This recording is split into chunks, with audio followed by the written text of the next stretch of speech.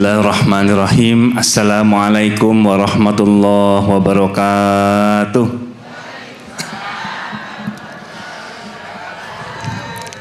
Alhamdulillahilladzi anzala sakinata fi qulubil mu'minin liyazdadu imanan ma'a imanihim. Allahumma shalli wa sallim ala nabiyyina Muhammad wa ala alihi wa sahbihi ajma'in, amma ba'du. Ibu, bapak, jamaah pengajian yang dirahmati oleh Allah Subhanahu wa Ta'ala, kali pertama saya menginjakan kaki di Magetan baru hari ini, Pak. Ya, kita kenalan dulu ya, Bapak Ibu ya. Ini usia berapa, Bu? Hah?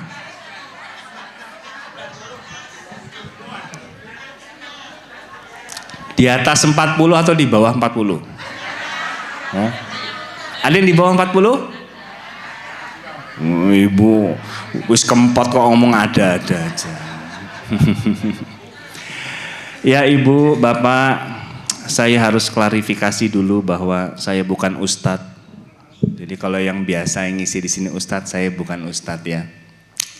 Saya kebetulan ya ditakdirkan Allah menjadi seorang dokter spesialistiknya di bidang jantung dan pembuluh darah.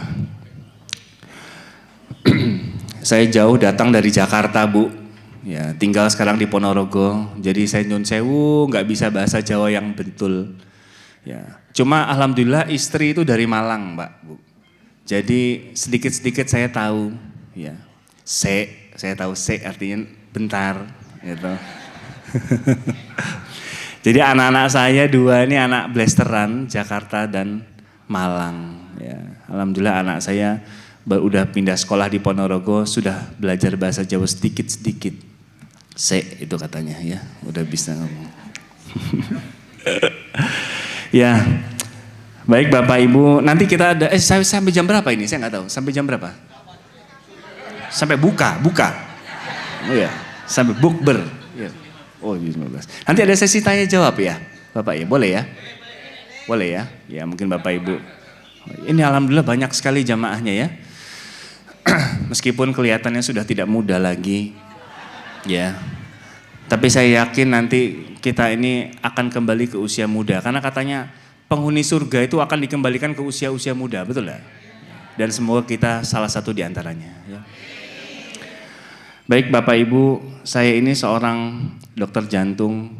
Dan saya ingin beritahu Bapak Ibu semuanya, ada sebuah privilege Pak menjadi seorang dokter jantung. Privilege itu artinya keuntungan yang dimiliki oleh dokter jantung yang tidak dimiliki oleh dokter lainnya, Pak.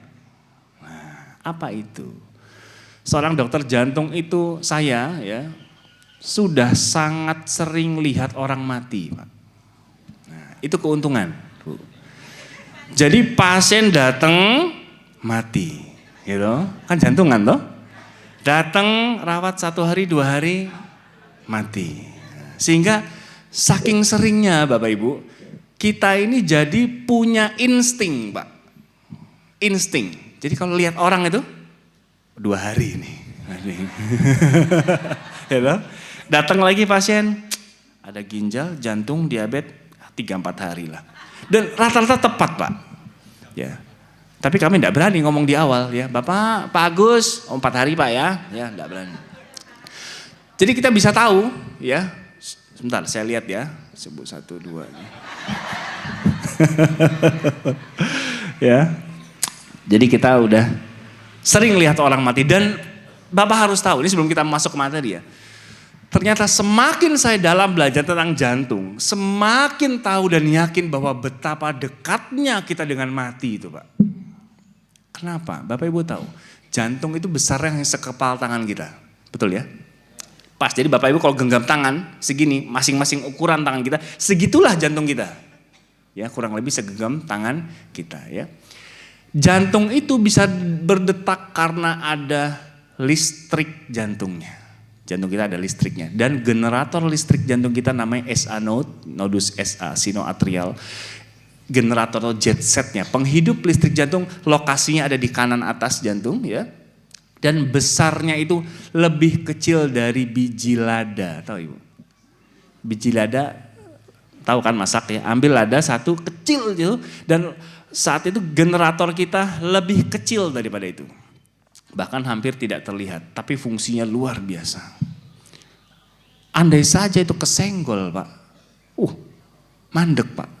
Jantung kita tidak hidup lagi, nggak mau berdetak. Bahkan saya sering lihat di sekolah kami di bidang jantung dan pembuluh darah itu ada pemeriksaan namanya Holter monitoring. Jadi direkam jantung. Siapa yang pernah direkam jantung Bu, ada? Yang kayak rumput-rumput itu loh. Gitu. Ada yang namanya Holter Pak. Holter itu rekam jantung tapi dibawa pulang. Jadi selama 24 jam kita aktivitas di rumah itu direkam jantung Pak. Dan rata-rata, ini saya kasih tahu, rata-rata setiap kita terutama di usia 40 tahun ke atas Anda mengalami jantung berhenti sesaat dalam waktu 24 jam. Jadi ada episode di mana jantung kita stop Pak. Ya, namanya pause. Ya, jadi pause itu artinya berhenti berdenyut sesaat, lalu dikembalikan lagi. Nah, karena masih ada takdir untuk melanjutkan kehidupan. Maka bersyukur Bapak Ibu saat ini kita masih bisa berkumpul, ya ikut pengajian. Semangat toh? Yang saya tahu habisnya sahur tuh paling enak tidur. Apalagi minggu pagi. Kok panjenengan datang semua penuh ini kursinya sampai belakang, kaget saya. Ya, nggak pernah tidur ya. Maaf saya silent dulu HP-nya bunyi terus ya. Ya. Jadi kita lama punya insting betapa dekatnya kita dengan mati, Pak. Sangat gampang. Ya. Bahkan sudah terlalu, dan di usia berapapun ya. Anda nih beberapa sehat masih muda ya. Ada pemuda-pemudi namanya himpunan HPPI. Wah, HPPI. Himpunan Pemuda-Pemudi Islam, bukan Indonesia, Islam ya. Ya. Saya dapat pasien kurang lebih 3 atau 4 minggu yang lalu. Masih muda ya, usianya 30 tahun. Enggak beda dengan saya. Mungkin cucunya dengan lo. 30 tahun datang untuk check up, Bu. Apa? Check up ya. Beliau adalah seorang pekerja tambang di Sangatta, Kalimantan Timur. Seorang pengendara ekskavator tambang, tahu Pak? Di Pama sana, tahu PT Pama di Batubara. Ekskavatornya bukan ekskavator yang rumahan kita begini. Rodanya itu lebih besar daripada bangunan ini bisa jadi. Sama besarnya Pak, rodanya itu. Jadi mengendarai kendaraan berat ya. Datang dirujuk karena bradikardia. Bradikardia denyutnya lambat Pak, hanya 50-55. Yang dimana sebetulnya itu normal ya. Tapi karena syarat bekerja, kita check up, kita lakukan treadmill jantung. Jadi beliau lari di atas mesin lari kita sambil kita pasang kabel, kita sadap jantungnya masukkan ke monitor. 3 menit pertama lari, karena dia seorang atlet futsal Pak. Jadi rajin olahraga main bola, futsal. Lari 3 menit pertama lancar. Enggak nyeri dada Mas, saya tanya. Enggak. Sakit dada enggak, ngos-ngosan, menggeh-menggeh tidak, lanjut 6 menit, 10 menit, sampai 11 menit 32 detik Pak. Lancar semua keringetan, kayak orang olahraga. Dan memang menunjukkan beliau kuat sekali. Sampai di puncaknya lari, kita recovery. Udah cukup, beliau udah capek, kita recovery. Turun, makin pelan. Enggak ada keluhan, tidak ada keluhan. Selesai pemeriksaan, beliau duduk Pak, Bu. Lepas kabelnya dan jantungnya berhenti. Di depan mata saya sendiri. Umur berapa? 30 tahun. Saya langsung melakukan pijat jantung di situ, bantuan dasar. 15 detik kita beri pertolongan, hidup lagi Pak. Langsung sadar dia, kenapa Dok? Dia bilang, enggak tahu saya bilang. Bapak habis henti jantung. Ternyata beliau ini menderita penyakit jantung yang berpotensi mati di usia muda. Nomor 2 tersering namanya ERS, Early Repolarization Syndrome. Itu nama penyakitnya. Penyebab mati muda akibat jantung tersering nomor 2 setelah Brugada. Jadi ada beberapa penyakit yang memang mengenanya hanya usia muda. Jadi Anda yang masih usia muda jangan sombong. Mati. Apalagi zaman sekarang Bu, ya sudah terlalu banyak kita merawat pasien-pasien muda jantungan. Akhirnya pasien yang tadi sekarang lagi di Rumah Sakit EK BSD Jakarta, lagi pasang pacu jantung, 30 tahun. Karena berpotensi untuk henti jantung lagi. Dan ternyata riwayatnya sering pingsan bolak-balik. Nah ya yang masih muda-muda, jangan remehkan keluhan pingsan. Pingsan bisa jadi jantungnya berhenti sesaat, hati-hati. Harus pingsan kasih teh manis, bukan, bawa ke rumah sakit dulu Pak. ya untuk periksakan ya. Jadi jangan merasa aman dari kematian walaupun kita masih usia muda. Paling muda saya pasang ring di pasien saya di usia 26 tahun, Pak. 26 tahun di perokok berat, alkohol berat ya. Serangan jantung buntu total di pembuluh darah koronernya kita pasang ring di usia 26 tahun. Jadi sekarang kalau zaman dulu penyakit jantung itu di usia 60-70 tahun, sekarang sudah bergeser, shifting usia Pak, ke usia lebih muda. 30 tahun, 40 tahun, bahkan 20-an tahun sudah mulai banyak ya. Jadi kita harus hati-hati. Dan momen puasa ini yuk kita jadikan ajang kita untuk perbaiki banyak masalah di tubuh kita. Ya, semoga kita diberikan hidayah untuk terus sehat, mau sehat. Siapa yang mau sehat angkat tangan, katakan saya. Yang enggak angkat tangan, enggak tanggung lo ya. Malaikat lewat nyatet doa enggak ikut kecatat. Ya. Ngomong tentang mati itu Pak, saya ada di kisah dari Binroh Binroh itu Bina Rohani. Ya, divisi di rumah sakit Islam itu biasanya ada kan, Bina Rohaninya ya. Jadi kalau orang mau mati itu tugasnya dia mendampingi Pak. Di salah satu rumah sakit swasta di Islam di Jakarta, saya nggak sebut nama rumah sakitnya, ada seorang rekan kami Binroh, udah 30 tahun Pak bekerja. Kerjaannya dampingin mati terus. Ya, orang mau mati dampingi ya. Mentalkin pasien-pasien yang tahap akhir Pak. Ya, bahkan di sana ada ruangan rawat inap, nama ruangannya Husnul Khotimah Pak. Iya, nama ruangan itu Husnul Khotimah. Ruangan itu ditujukan untuk pasien-pasien yang nggak bisa sembuh Pak menurut medis. Maaf ya, pasien kanker stadium akhir yang udah parah, pasien infeksi berat yang nggak ada obatnya, pasien udah jantungan yang udah parah banget, yang udah pasti dalam beberapa hari kemungkinan meninggal, dikirimlah ke Husnul Khotimah, dijadikan satu Pak, supaya bisa ditalkin bareng-bareng. Yo, bareng-bareng mungkin ya.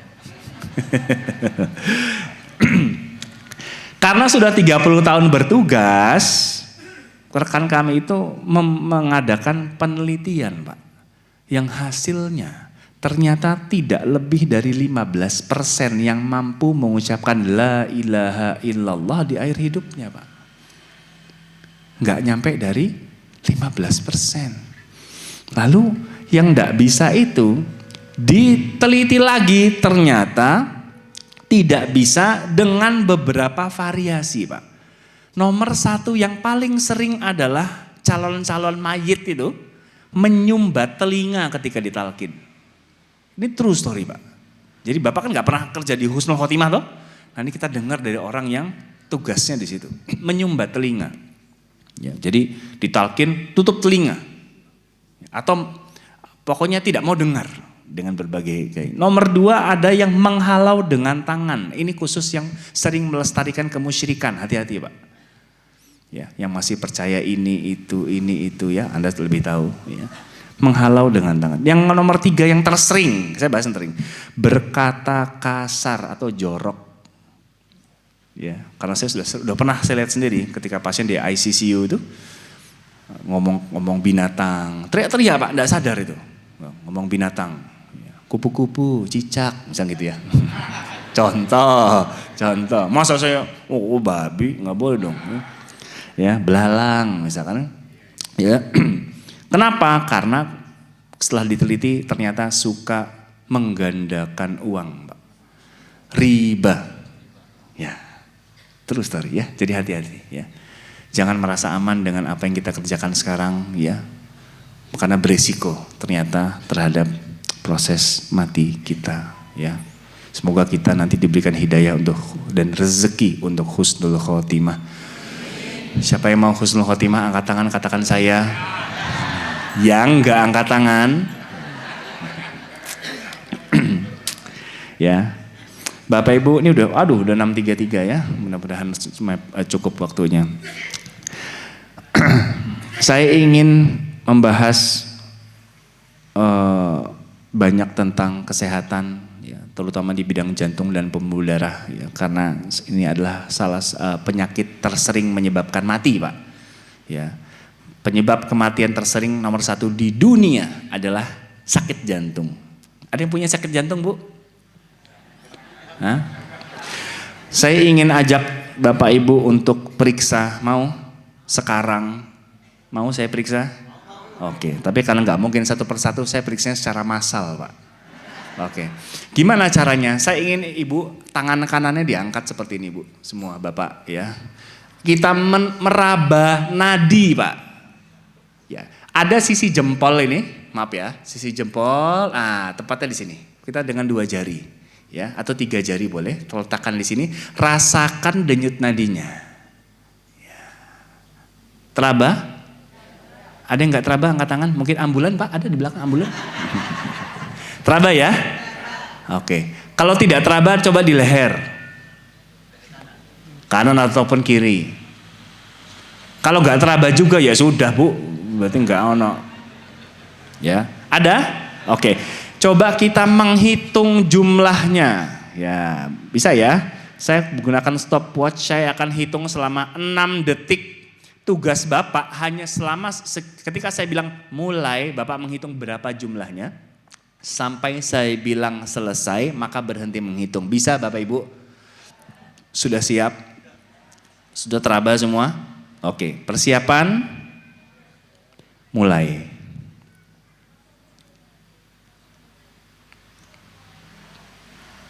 Selesai.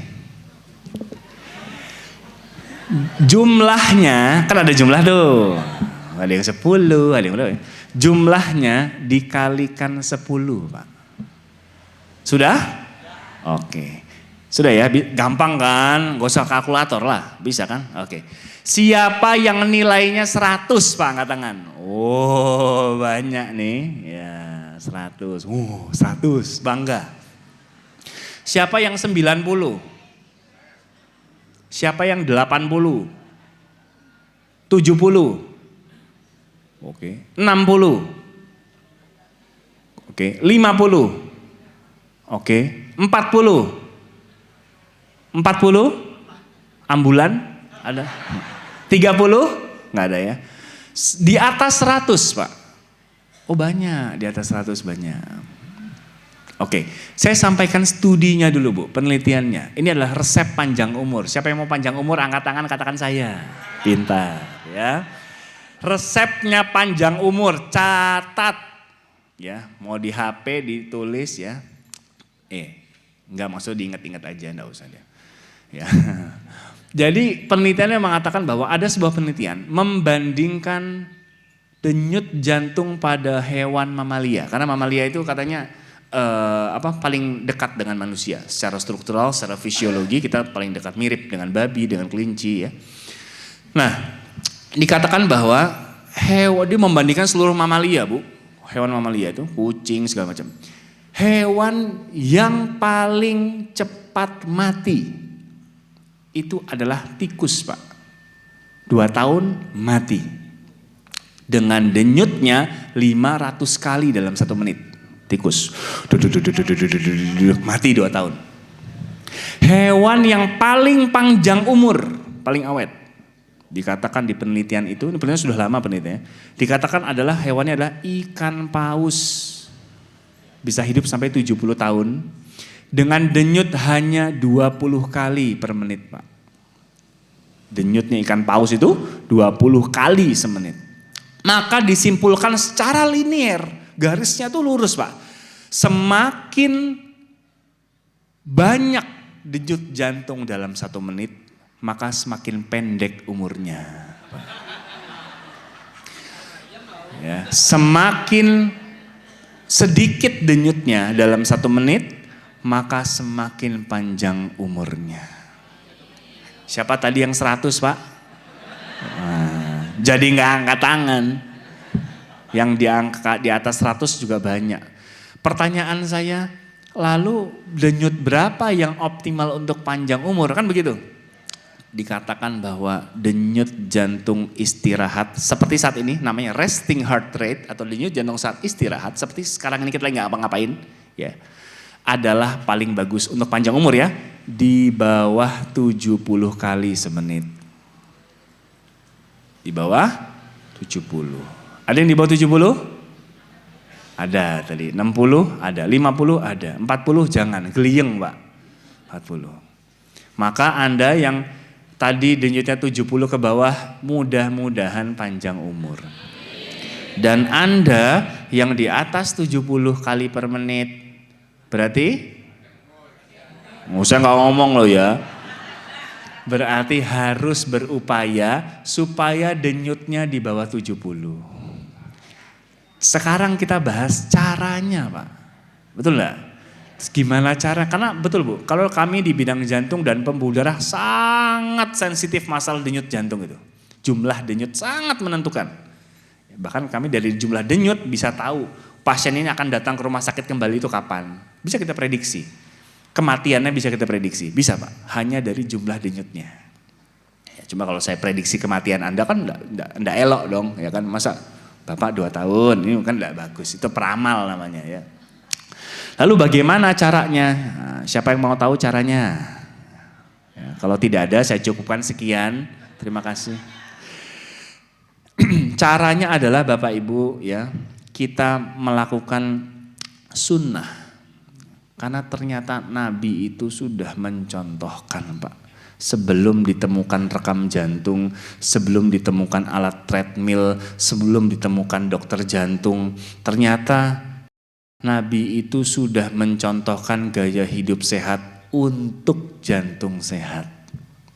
Ya, gimana caranya? 1 Pak, jaga makan. Ya, kalau saya nggak tahu kalau di Magetan ya, tapi kalau di Ponorogo itu terkenal namanya blendrang. Saya nggak tahu di sini ada nggak? Oh ada toh, sama toh. Ya, saya di Malang nggak tahu itu Pak. Apa? Ternyata ada makanan namanya blendrang, sayur santan, wasin, ya kan? Hasil endapan semalaman. Bahkan katanya dipanasi lagi lebih enak, betul nggak? Nah, ya itu garamnya sangat tinggi. Ya, 1, kurangi karbohidrat, Pak Bu. Di usia panjenengan yang sudah tidak muda lagi ini, kita tidak butuh nasi, Pak. Kita tidak butuh gula pasir. Perhatikan ya. Tidak butuh nasi, tidak butuh gula pasir. Loh, maksudnya apa nggak boleh? Bukan tidak boleh. Tapi tidak jadi keharusan dan prioritas. Karena ada mitos sesat Pak di kalangan orang Jawa itu, kalau tidak makan nasi belum makan. Itu masalah Pak. Seolah-olah meskipun tidak lapar nasi harus. Padahal ternyata kelebihan nasi itu menjadi salah satu sumber masalah penyakit. Ya. Apapun ya. Nomor 2, kita perbanyak berpuasa seperti bulan ini. Ya. Karena ternyata berpuasa itulah yang akan membuat tubuh kita melakukan autofagi, Pak. Dia akan memakan badan-badan tubuh yang sudah mati dan membersihkannya. Ya, maka sudah tepat Pak kita berpuasa. Hanya saja nanti yang bermasalah adalah cara buka puasanya. Ini yang suka keliru. Ya, puasa sudah betul. Maka saya sering anjurkan, kemarin saya juga ceramah di rumah sakit, saya katakan makan sahur itu tidak perlu nasi. Ya, maka kita kosongkan tubuh kita dari karbohidrat selama 20 jam. Kalau kita sahur terakhir jam 4, maka kita akan ketemu nasi lagi kan maghrib. Maghrib selesai nasi terakhir jam 10 malam Pak. Hanya 4 jam, jam 6 sampai jam 10. Itulah waktu kita ketemu nasi. Ya, maka kita ketemu nasi lagi setelah 20 jam kita tanpa nasi. Dan disitulah miracle atau keajaiban tubuh kita bekerja Pak. Ya. Tubuh akan menggunakan lemak kita berlebih itu. Ya. Ada lemak berlebih Pak, gampang cara taunya. Bapak duduk tegak sekarang Pak, Bu, duduk tegak. Nah, condong ke depan sedikit Pak. Nah, kalau di perut ada lipatan, coba pegang itu. Nah itu. Ya, ada yang menggelambir. Maka itulah lemak berlebih, cikal bakal penyakit Pak. Ya, ini konsep baru. 2024 kalau diperki. Kalau di Amerika, American Heart Association tahun 2014 sudah rilis ini. Konsep namanya CVRM, CVRM, kardiovaskular renal metabolik. Ada segitiga Pak, jantung, ginjal, lemak perut. Apa Bu? Pintar.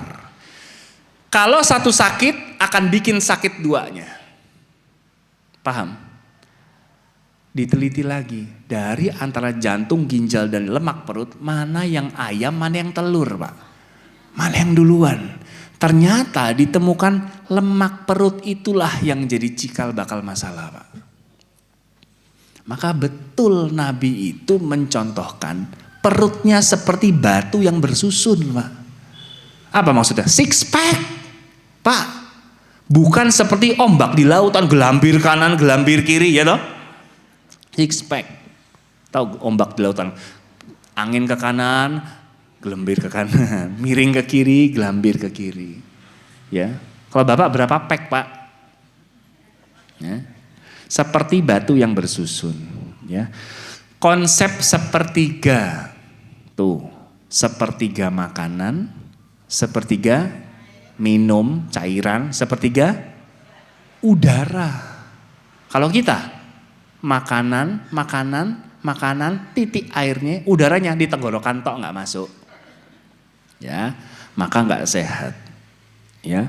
Lalu kurangi kebiasaan makan di malam hari yang terlalu larut kecuali bulan puasa, ya. Memang betul Pak, ajal itu di tangan Allah, betul Pak. Tapi kalau kita tiap hari makan gorengan 10 biji, itu namanya jemput ajal pakai undangan, Pak. Ya. Yang kedua adalah tidur teratur. Bapak Ibu yang masih suka begadang, alasan apapun stop Pak. Terutama di 2 jam ini. Jam 11 malam dan jam 12 malam. Perhatikan garis bawah ini, di jam tersebut harus tidur. Tapi dok, jam 2 pagi bangun, gak apa-apa. Pokoknya jam 11, jam 12 tidur. Kenapa? Alasannya ada Bu, karena di jam tersebut tubuh kita memproses namanya detoksifikasi atau pengeluaran racun. Liver tuh bekerja keras Bu, di jam 11, jam 12 mengeluarkan racun. Dan hanya bisa terjadi Bapak Ibu kalau kita tidur. Lewat apa itu? Sekolah. Ya. Kalau kita tidur baru kejadian. Kalau kita di jam itu nggak tidur, kita ketinggalan kereta, nggak ikut proses itu. Racunnya numpuk Pak, numpuk lama-lama jadi penyakit. Ya, maka harus tidur. Ya, nomor 3 perutnya tidak boleh buncit.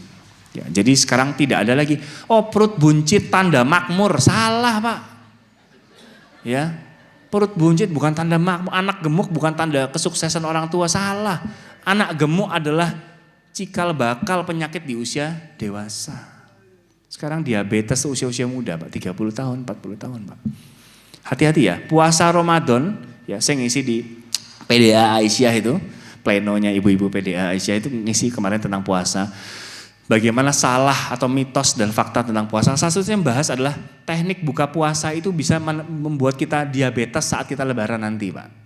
Ya, bayangkan Bapak Ibu, Bapak Ibu pernah tahu insulin? Pernah dengar lah insulin ya. Insulin adalah hormon yang bertugas memasukkan gula ke dalam sel. Ini pembuluh darah Pak, bayangkan ini pembuluh darah ya. Seperti jalan raya ya. Di dalam pembuluh darah itu ada gula, glukosa, gula. Yang kita makan sehari-hari, kita makan nasi jadi gula, kita minum teh manis jadi gula, kita makan roti jadi gula, kita makan pisang goreng jadi gula. Oke? Gula akan masuk ke dalam sel. Sel itu seperti rumah-rumah ruko-ruko di pinggir jalan itu Pak. Gula akan masuk ke dalam sel dengan syarat harus ada insulin sebagai kunci membuka pintu selnya. Insulin datang, buka pintunya, masuk gulanya. Disitulah kita dikatakan makan. Tubuh kita makan tuh di situ. Pertanyaannya, kalau tidak ada insulin, bisakah gula masuk? Tidak bisa. Namanya diabetes mellitus tipe 1. Yang masalah adalah Kalau kita buka puasa, setelah berpuasa nih, saat kita berpuasa, tidak makan, gulanya banyak apa sedikit? Sedikit dong, pintar. Sedikit. Insulinnya banyak apa sedikit? Sedikit. Karena gulanya sedikit, insulinnya jadi sedikit. Tapi pas kita buka puasa, yang kita ambil adalah kolak pisang, belewah, es campur, pisang goreng pakai coklat, kopi manis, teh manis kental, nasi, santan, betul nggak? Sayur lodeh. Sekaligus kita makan, sekali waktu, tiba-tiba gula darah kita mendadak tinggi. Perhati kata kuncinya, mendadak naik, Pak. Maka itu tubuh langsung mengeluarkan insulin dalam jumlah yang sangat besar. Disebut kalau istilah kami ya, insulin spiking atau insulin lonjakan tinggi. Nah, lonjakan tinggi inilah yang bahaya, Pak. Lonjakan ini yang bahaya, yang akan membuat rusak lubang-lubang kunci yang tadi. Sehingga lama-kelamaan kita lakukan aktivitas itu selama 30 hari, akan mengakibatkan tubuh ini kebal dari insulin. Insulinnya ada, tidak bisa buka kunci. Itulah diabetes tipe 2. Ya. Bukan salah puasanya, tapi salah menjalankannya. Yang tadinya kita niat untuk mensyukuri ibadah ini jadi salah. Padahal puasa itu untuk sehat, betul enggak? Maka dikatakan buka puasa awal itu secukupnya air putih dan kurma 3 biji, Pak. Berapa? Kalau ibu buka puasa di masjid itu sudah diplastiki, kecil-kecil ya toh Pak, yang takmir tahu ini, yo. Mesti kalau buka puasa di masjid 3 biji, itu sudah jumlah yang betul. Nggak usah ambil kurma sebelah, ngerti? Nggak usah, 3 biji cukup. 1 kurma 20 kalori ukuran sedang, 20-23 kalori ukuran sedang, cukup. Bagi penderita diabetes cukup 1 biji kurma. Paham Bu? Jangan ambil kurma sebelah. Minum air putih secukupnya, sholat. Dengan begitu kita sudah menghindari lonjakan insulin yang tinggi pada tahap awal. Habis maghrib baru makan sedikit secukupnya. Supaya gula tidak terlalu tinggi, mendadak. Kata kuncinya adalah mendadak. Ya. Setelah tarawih baru kita makan besar, tumpeng, lodeh, apapun. Ya. Baru kita makan besar. Kalau kita gula darah mendadak tinggi, cepat masuk ke dalam sel, maka kita akan cepat lapar lagi. Jadi ciri-ciri Bapak Ibu, ciri-ciri kita buka puasanya salah adalah 1, gampang lapar lagi setelah makan. Ya, ciri-ciri sahur kita salah adalah baru jam segini, kok wis lemes yo, gitu. Kok wis lemes, wis lapar, lemes. Dan ngantuk Pak. Nah, ini saya lihat nih ada. Ngantuk. Bisa jadi sahur kita salah. Terlalu banyak gula. Ya, bahkan kalau saya Pak, sahur itu hanya telur rebus. Ya. Coba panjenengan, Pak saya tanya, kita jujur ya. Buka puasa, ono kolak, es belewah. Apa lagi? Pisang goreng. Tahu isi, tahu walik, tahu petis Pak. Ya toh? Apalagi? Es teh manis. Terus tengah ada telur rebus Pak. Mana yang kita ambil untuk buka Pak? Bohong, bener ta? Ngapusi ki. Mesti es rata-rata tuh. Ya. Iya, Ibu ndak bagus. Ya. Jadi itu tergantung cara kita berbuka. Ya. Jadi kita perlu perhatikan. Nomor 4 adalah olahraga teratur, terukur sesuai umur. Bapak, Ibu yang sudah usia 50 ke atas, enggak usah olahraga aneh-aneh. Enggak usah tenis, bulu tangkis, yang olahraga kompetisi itu, enggak usah. Pak, Bu, saya sudah terlalu banyak lihat orang tua mati karena olahraga. Saya ambil gelar tuh AIFO klinis, ahli ilmu faal olahraga klinis. Salah satunya membahas detail tentang olahraga di bidang jantung. Kenapa? Udah banyak kita lihat Orang main tenis mati. Orang main bola mati. Kok bisa? Olahraga itu. Katanya olahraga menyehatkan, kok mati? Ternyata salah cara olahraganya. Ya. Karena ternyata faktanya Pak, ini saya kasih tahu, ini rahasia yang nggak banyak orang tahu. Kalau bukan orang jantung nggak akan tahu ini. Saya pernah men-treadmill seorang pasien umur 54 tahun. Ini seorang direksi bank swasta terkenal di Ponorogo. Wakil direktur Pak, check up di tempat kita, treadmill jantung. Jalan di atas mesin, lari di atas mesin, kita sadap jantungnya, masukkan ke monitor. 3 menit pertama masih jalan, agak sedikit menanjak ketinggiannya. Tanda penyumbatannya muncul. Kelihatan di monitor, kok penyumbatan jantungnya nih. Bapak nggak nyeri dada? Enggak. Nggak keringat dingin? Enggak sesek? Enggak. Oke, lanjut dulu 6 menit. 6 menit tambah dalam penyumbatannya. Duh, kok aneh. Bapak nggak nyeri dada? Enggak. Sesek? Yakin Pak? Enggak. 9 menit makin dalam. Saya stop Pak. Karena saya takut bentar lagi kalau saya lanjutin jantung bisa berhenti. Ini fenomena aneh. Penyumbatannya muncul dengan olahraga tapi tidak nyeri dada. Paham Ibu? Ngerti? Enggak nyeri dada Pak. Coba lebih ngeri mana? Sakit jantung ada nyeri dadanya atau tanpa nyeri dada Pak? Yang ngeri ya tanpa nyeri dada. Itu namanya silent ischemia. Istilah kami. Jantungnya kekurangan oksigen karena penyumbatan, tapi silent, nggak ada bunyinya.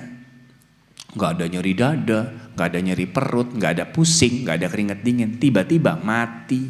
Itulah yang terjadi pada petenis-petenis yang bapak-bapak udah tua, main bulu tangkis, nggak pernah olahraga sebelumnya. Ibu-ibu yang nggak pernah olahraga tapi tiba-tiba olahraganya berat, mati. Kenapa? Nggak pernah tahu kondisi fisik jantungnya sebelum olahraga. Maka saya selalu sarankan, Anda yang usia 40 tahun ke atas, ada yang 40 tahun ke atas? Oke. Tersinggunglah dengan ini. Karena dengan tersinggung dan marah Anda akan berubah Pak, Bu. Anda usia 40 tahun ke atas minimal 1 kali setahun check up khusus jantung Pak. Untuk tahu ya. Terutama saya katakan ada 4 golongan manusia yang tidak akan pernah jelas keluhan jantung pada 4 golongan ini. 1, wanita. Ya, wanita tidak akan pernah jelas Pak. Masalah nyeri dada karena jantung.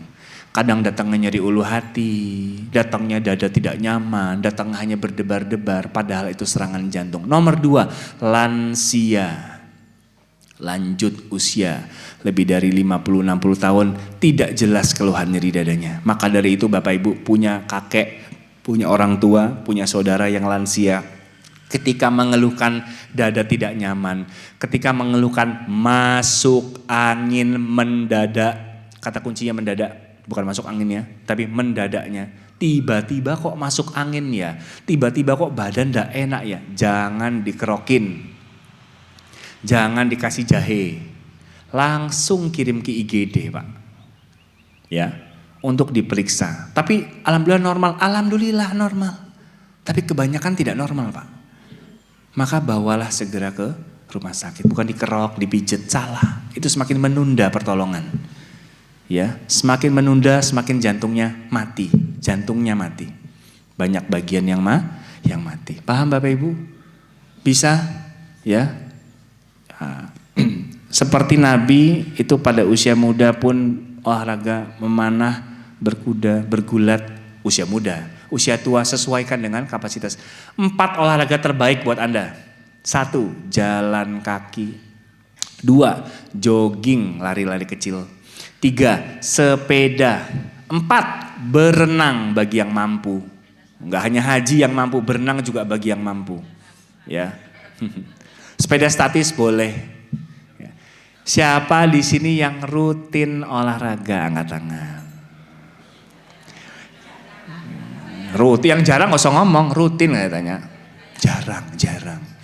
Ya. Siapa yang seminggu minimal 3 kali olahraga?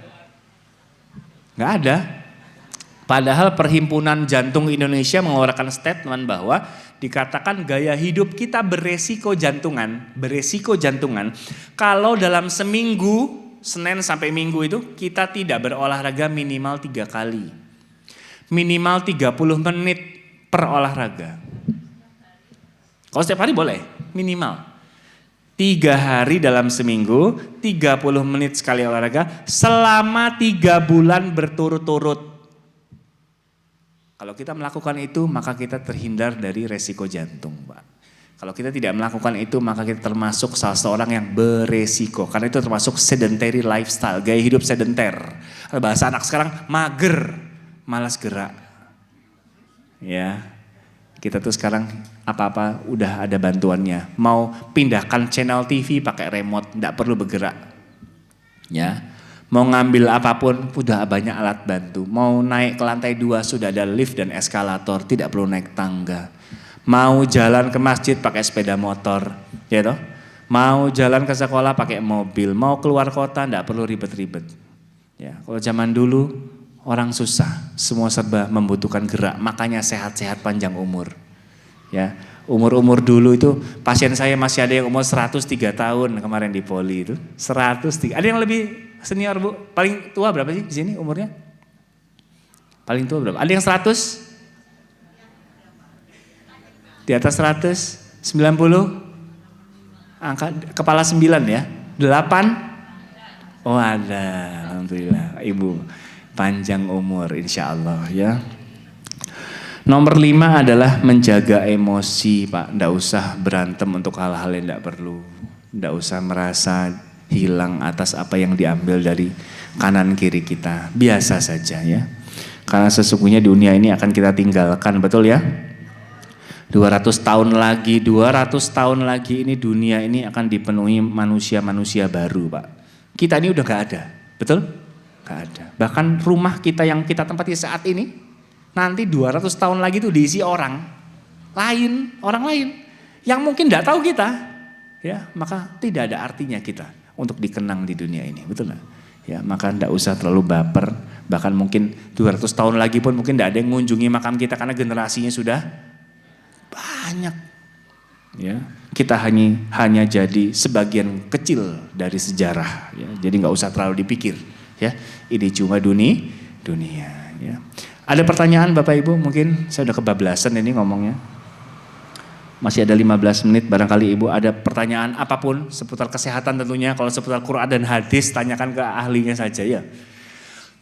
Ada Bapak Ibu yang ingin bertanya mungkin 1-2 hal? Nggak ada?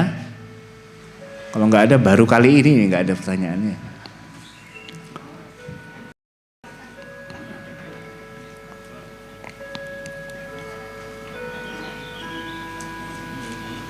Ada? Ibu, Bapak, ya boleh Bapak silakan. Sebutkan nama Pak dan usia ya. Assalamualaikum warahmatullahi wabarakatuh. Waalaikumsalam warahmatullahi wabarakatuh. Terima kasih Dok. Asmanipun sinten Pak? Purnomo. Pak Purnomo? Iya. Asalnya? Dari Pingkuk Bendo, usia sekarang 65 tahun. Alhamdulillah 65, masih muda. Iya, alhamdulillah. Ini sudah bonus kalau diukur dari usia Rasulullah. Ya. Amin. Bonusnya perlu ditambah apa enggak Pak? Itu diserahkan pada Allah saja. Kita hanya tugas kita tawakal. Alhamdulillah, adem ya Allah. Terus demikian Dok, mungkin pernah suatu saat merasakan nyeri di dada. Ya, itu kadang sampai timbul batuk, batuk yang tidak ada dahaknya, tapi hanya ini memang saya alami. Kadang hanya batuk sekali itu saja, tapi sudah longgar. Nah ini kadang diikuti tadi rasa nyeri di dada. Ini sebagai antisipasi, mohon dari dokter memberikan petunjuk. Andaikan itu gangguan kesehatan, itu maka tanda apa dan bagaimana solusinya untuk bisa menjaga seperti yang disampaikan dokter tadi. Mudah-mudahan masih diberikan umur yang panjang. Amin. Terima kasih Dok. Assalamualaikum warahmatullahi wabarakatuh. Waalaikumsalam warahmatullahi wabarakatuh. Bapak sebentar. Nyeri dadanya di sebelah mana Pak? Di sebelah kiri. Masih ingat tempatnya? Iya. Oke, titiknya di mana? Di sini. Satu titik itu? Iya. Oke, tangannya di situ Pak, minta tolong, tangan, oke. Iya. 2 senti ke atas, ke bawah, ke kanan, ke kiri, nyeri enggak? Tidak. Hanya satu titik itu? Iya. Hampir pasti bukan jantung. Hampir pasti bukan jantung. Iya. Oke, duduk boleh ya, terima kasih ya. Salah satu ciri nyeri karena jantung itu tidak bisa ditunjuk Bu. Nyeri dada tidak bisa ditunjuk, ya. Pak, di mana nyerinya? Pokoknya di sini Dok. Titik yang mana? Pokoknya di sini. Itu karena jantung itu. Khas betul, ya. Dan nyeri dada karena jantung itu Pak muncul kalau aktivitas. Bukan karena batuk, tapi karena aktivitas. Jalan 200 meter nyeri. Berhenti jalannya, nyerinya hilang. Itu karena jantung. Itu nyeri dada akibat jantung. Muncul karena aktivitas, hilang dengan beristirahat. Ya. Gitu ya. Jadi mudah-mudahan bukan karena jantung. Tapi untuk baiknya, kecuali kalau ada faktor risiko seperti 4 tadi, wanita, lansia, diabetes. Yang nomor 3 saya belum selengkap ya. Nomor 3 adalah penderita diabetes, kencing manis. Keluhan tidak akan pernah jelas. Nomor 4 adalah penderita sakit ginjal. Itu keluhan makin gak jelas. Jadi hati-hati, kalau sudah urusan dengan diabetes lansia, bawa ke rumah sakit dulu untuk periksa, minimal check up. Untuk meyakinkan bahwa apakah betul bukan masalah pada jantung. Karena nyeri dada itu bisa karena jantung, karena paru, karena otot, karena sendi yang ada di dada. Ya, jadi banyak penyebabnya. Ya, gitu ya Pak ya. Ada lagi pertanyaan Ibu yang belakang? Loh jadi banyak ini, tadi gak ada. Ya. Ibu-ibu mungkin ada juga Pak, nanti barangkali ada mikrofon yang di ibu-ibu. Silakan Pak. Assalamualaikum warahmatullahi wabarakatuh. Waalaikumsalam warahmatullahi wabarakatuh. Saya adalah Mbah Parni Dani Kenongomulyo. Bapak Parni? Iya, dari Kenongomulyo. Mbah. Iya. Iya, karena Mbah. umur saya sudah 72 tahun. Alhamdulillah. Ini Dok, yang perlu saya tanyakan, bagaimana hubungan kerja antara jantung dan paru-paru? Karena saya sering merasakan sesak di pernapasan. Apakah jantung itu juga ikut pengaruh dari paru-paru yang saya alami, yaitu sesak napas? Ya. Terima kasih, mohon penjelasan. Ya. Jantung kiri itu, jantung itu ada 2 Pak. Mungkin Bapak baru tahu, jantung itu tidak 1, jantung itu ada 2 Pak. Jantung kiri, jantung kanan Pak. Bukan, jantungnya sama-sama di kiri, tapi ada 2, terbelah 2 dia. Jantung kanan, jantung kiri. Jantung kiri tugasnya mompa, jantung kan mompa ya tugasnya ya. Jantung kiri mompanya ke kaki atau ke seluruh tubuh. Jantung kiri, dia fisiknya besar dan kuat. Kalau jantung kanan, mompanya jarak dekat, hanya mompa ke paru-paru. Jantung kanan, mompa darah ke paru. Jantung kiri, mompa darah ke kaki. Dari kaki, dikembalikan ke jantung kanan. Darah kotor Pak namanya Pak. Lalu ditendang sama jantung kanan ke paru-paru untuk dicuci. Dijadikan darah bersih, dikembalikan ke jantung kiri untuk dipompa lagi ke seluruh tubuh. Kotor lagi, bawa lagi ke jantung kanan, dipompa ke paru-paru untuk dicuci, dikembalikan lagi ke jantung kiri untuk didistribusi, looping terus, muter terus begitu. Sehingga kalau ada masalah paru-paru, jantung pasti bermasalah. Ya, saya sudah terlalu sering Pak melihat pasien-pasien perokok itu. Ada yang merokok di sini? Nggak ada ya? Nggak ada ya. Ya.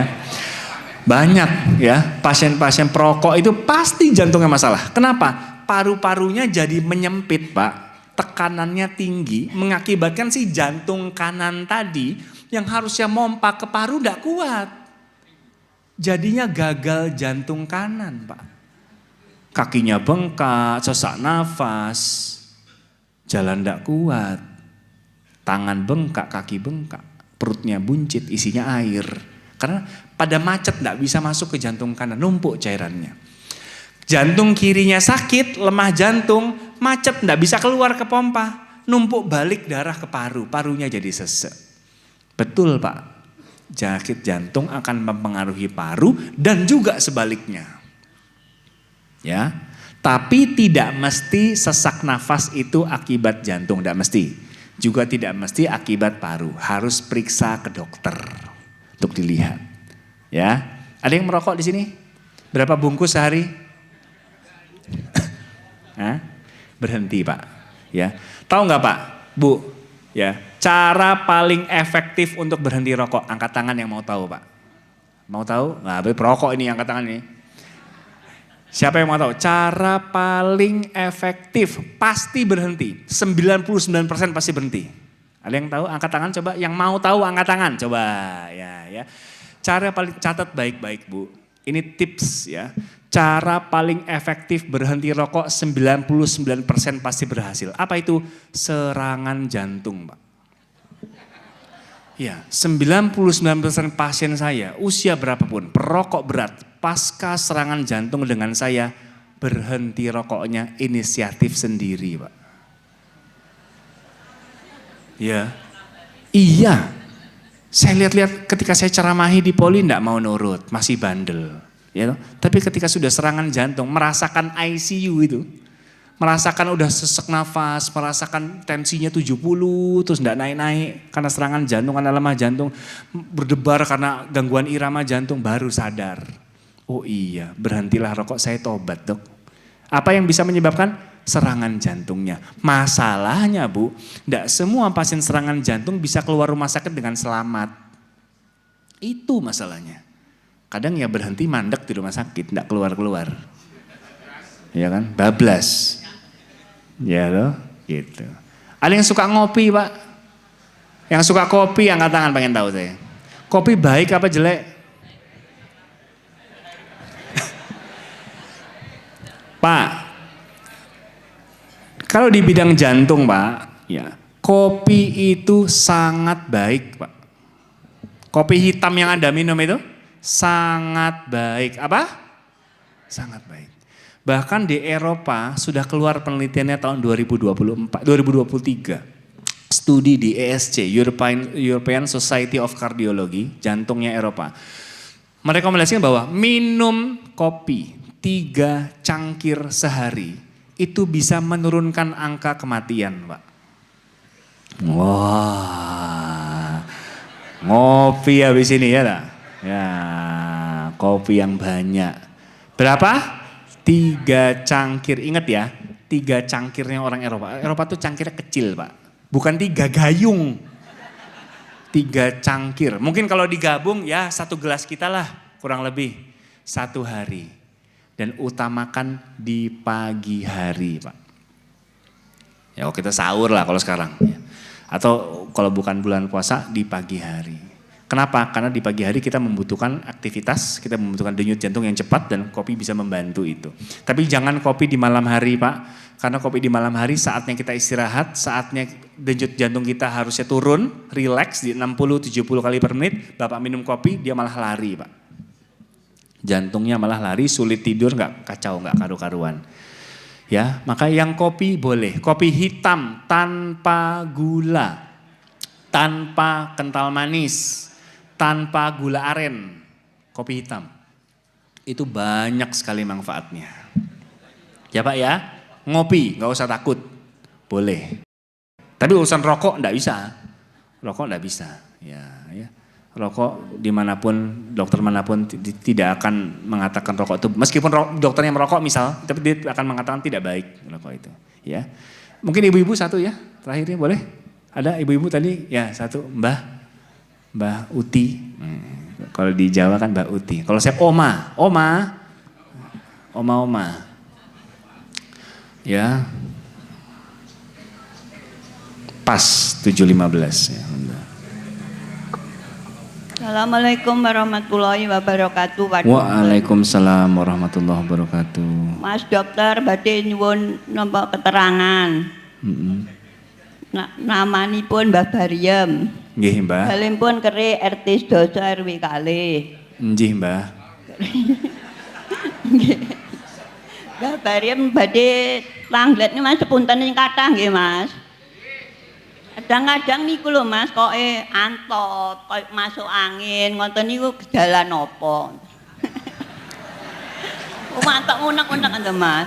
Kadang-kadang antok sembahyang ngoten antok ngoten. Oke. Suwun nggih. Sembah nuwun, Mbah. Assalamualaikum warahmatullahi wabarakatuh. Waalaikumsalam warahmatullahi wabarakatuh. Mungkin diterjemahkan dulu Pak, sedikit ya. Yang saya cuma dengar masuk anginnya tok, saya enggak tahu awalnya apa ya. Oh. Untuk pertanyaan antop nopo? Antop itu apa sih? Sendawa. Oh sendawa. Sendawa. Antop. Oh kosakata baru. Weh, antop. Top tuh begini, wah, antop sendawa. Banyak sendawa itu menandakan bahwa lambung kita tidak sehat, Pak. Banyak sendawa, bukan sendawanya ya. Banyak sendawa. Kenapa? Terlalu banyak gas asam di dalam lambung. Lambung kita itu memproduksi gas setiap detik, Bu. Tiap detik tanpa kita suruh dia produksi gas. Tujuannya baik untuk pencernaan. Makanan masuk dicerna pakai gas, dibuat pembusukan. Kuman masuk mati. Hewan masuk mati, Pak. Ya, kita kemasukan semut kalau nggak mati ya jalan-jalan ya. Malah seneng loh. Tapi masuk lambung pasti mati, zat asam. Itu tujuannya lambung itu begitu, memproteksi justru. Tapi kalau produksi terlalu banyak atau makan kita tidak baik sehingga gasnya lebih mengisi lebih awal dibandingkan makanan, itu yang jadi masalah. Lama-lama gas itu akan mendobrak pintu dari pencernaan kita sehingga gasnya bocor, keluarlah sendawa berlebihan. Ya, maka ya sendawa berlebihan itu penanda bahwa lambung kita tidak dalam kondisi yang baik. Harus diberikan makanan yang lebih sering, bisa kalau saya suruh setiap 2 jam makan supaya produksi gasnya berkurang, kalah dengan makanan. Diisi makanan dulu, mau biskuit, mau roti, apapun boleh. Ya, itu. Tapi kalau bicara masuk angin, kita harus hati-hati. Sekali lagi kita bicara mbah ini adalah masuk kategori lansia. Saya tidak tahu ada gula, ada ginjal, ada yang lain, dan wanita dan lansia. Masuk ini kategorinya. Jadi hati-hati. Kalau mengeluhkan masuk angin kok mendadak ya. Dulu tidak pernah saya begini. Maka periksakan dulu. Tetap periksakan dulu ke dokter terdekat. Yakinkan itu hanya masalah lambung, bukan masalah jantung dan lain halnya. Gitu ya, kira-kira ya. Ada lagi Ibu, Bapak, satu lagi mungkin pertanyaan satu ya, terakhir ya. Lanjut sampai jam 9. Oh enggak apa-apa, ya, jangan, panas nanti ini. Enak ya, di Ponorogo ini rutin ya jam 6 ya, setiap minggu tak? Ya di Ponorogo juga, ya maksudnya di Ponorogo juga begitu, sama. Saya ngisi pengajian Muhammadiyah itu jam 6. Ada satu Ibu, oh Bapak dulu boleh ya udah. Terima kasih. Assalamualaikum warahmatullahi wabarakatuh. Waalaikumsalam warahmatullahi wabarakatuh. Nama saya Bapak Samsuri, alamat di Sagrik. Yang perlu saya tanyakan, saya sering sekali mengalami buang air atau kentut. Itu sering sekali. Jadi ini baru wudhu kadang itu sudah buang air lagi. Apa sebabnya dan bagaimana cara mengatasinya? Terima kasih. Assalamualaikum warahmatullahi wabarakatuh. Waalaikumsalam warahmatullahi wabarakatuh. Jadi kalau buang angin berlebihan itu menandakan satu, memang usus kita, buang angin itu secara umum menunjukkan bahwa usus kita sehat. Artinya pergerakan dari usus itu bergerak, Pak. Usus itu bergerak memijat, ya, namanya peristaltik, itu gaya gerak usus, itu menandakan bahwa usus kita sehat. Tapi kalau misalkan produksi gas usus itu meningkat, itu bisa menandakan adanya gangguan-gangguan penyerapan dan pemindahan dari gas di dalam usus. Satu, bisa karena produksi gas itu di dalam usus besar itu meningkat, produksinya meningkat, bisa karena bakteri, ya, bakterinya kurang baik, ya, maka disarankan untuk meminum namanya probiotik. Ya kalau kita Yakult lah ya, atau probiotik-probiotik yang lain banyak ya probiotik. Jadi minuman-minuman suplemen tapi sifatnya probiotik. Kemudian bisa juga menandakan adanya gangguan pencernaan pada beberapa kasus. Tapi kalau memang tidak ada gangguan infeksi misalkan ya, itu berarti tidak ada masalah. Yang nomor tiga adanya penanda bahwa ada perubahan pola flora normal. Jadi kuman-kuman di usus kita banyak kuman, Pak. Memang kuman yang baik untuk membusukkan makanan. Tapi kalau sudah ada infeksi atau mungkin kita pasca minum antibiotik Pak, pasca minum antibiotik itu biasanya kemampuan kuman itu berkurang. Maka perlu suplemen probiotik untuk memperbaiki, bisa jadi seperti itu. Atau juga bisa kalau dihubungkan dengan sulit BAB berarti konstipasi atau sulit BAB, ketahan di dalam, maka juga bisa menyebabkan gas itu terperangkap, tidak bisa keluar. Ya, jadi itu. Umumnya baik sebetulnya Pak, nggak ada masalah. Menandakan usus kita dalam keadaan sehat, baik, lancar. Ya, cuma ya itu jangan di depan orang kan gitu ya. Itu aja. Gitu ya. Terutama kita waspada Pak, kalau keluhan panjenengan itu disertai dengan berat badan turun, atau hati-hati. Pucat ya. Artinya ada penyakit kronis, kemudian ada diare hebat, diare lama, nah itu hati-hati. Kentut terus tapi diare terus ya. Ada nyeri juga kalau ada perdarahan saluran cerna, merah, keluar darah, itu baru hati-hati. Kalau tanpa itu tadi insya Allah aman, tidak ada masalah. Oke? Ya. Okay. Ibu-ibu tadi satu deh terakhir tadi, kasihan udah angkat tangan. Ya terakhir ya ibu boleh satu lagi deh, karena tadi udah angkat tangan. Ya angkat tangan lagi bu, nah ya terakhir ya.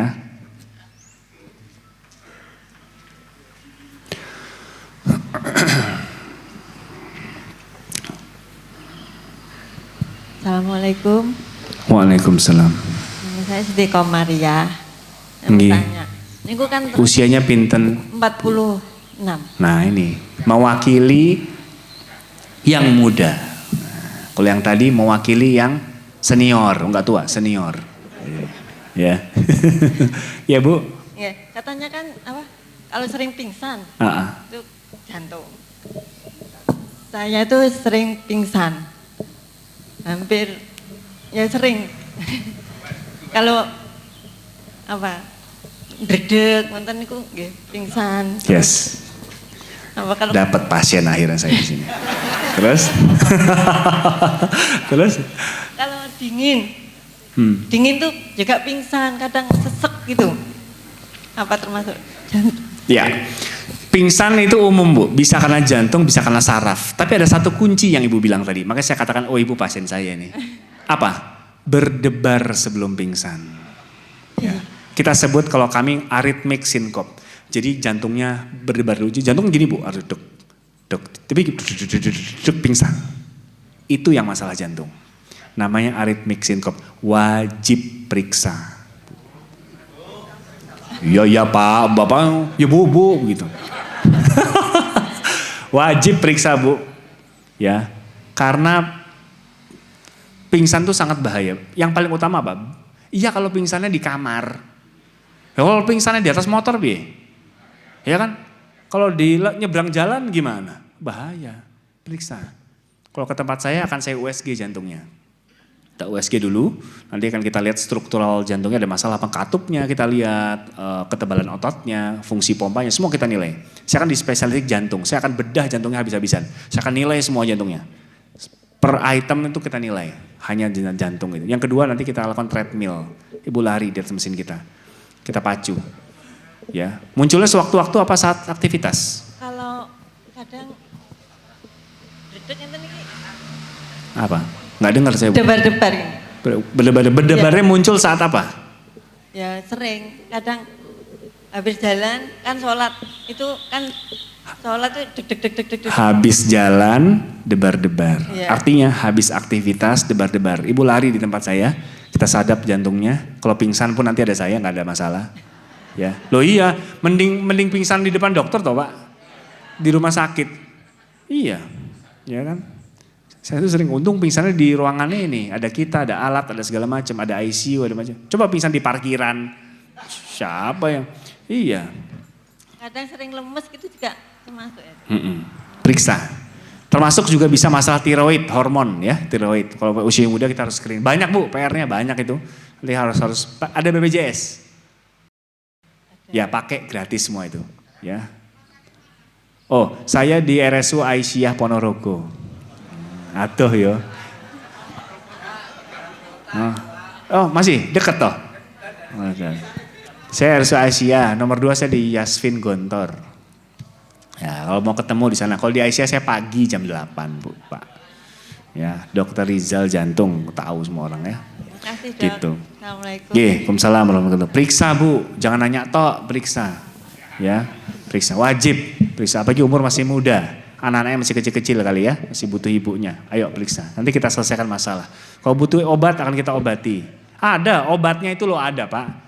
Ponorogo itu, saya bicara Ponorogo dan sekitarnya. Ponorogo itu hebat. Obat jantungnya lengkap. Makanya saya tuh ketika saya bilang, wah Bapak jantungnya bocor ya. Saya bilang katup jantungnya masalah. Waduh bisa diobati? Bisa, tenang gak usah khawatir. Kecuali kalau obatnya harus cari ke Malaysia sana, oh pusing kita. Di Ponorogo ada obatnya. Artinya apa? Tinggal datang, periksa, berobat, manut. Pakai BPJS gratis, lah kurang apa sih saya bilang. Ya kan, kenapa gak mau periksa, kenapa? Gitu. Takut ketahuan, nah ini penyakit nih. Penyakit orang Ponorogo itu takut ketahuan, takut divonis. Padahal itu maksudnya untuk diobati supaya mencegah angka morbid atau mortality atau kematian atau kesakitan yang lebih lanjut. Ya, semoga yang sedikit ini bermanfaat. Saya doakan Bapak Ibu panjang umur semuanya, yang masih punya utang cepat dilunasi, yang belum berjodoh cepat ditemukan jodohnya, yang belum punya keturunan segera diberi keturunan. Semoga kita semua diwafatkan dalam keadaan husnul khotimah, sebaik-baik keadaan mati yang dirindukan sebanyak-banyaknya orang. Semoga kita semakin bisa bermanfaat untuk sekitar dan keluarga kita semuanya. Terima kasih banyak Bapak Ibu, saya akhiri. Wassalamualaikum warahmatullahi wabarakatuh.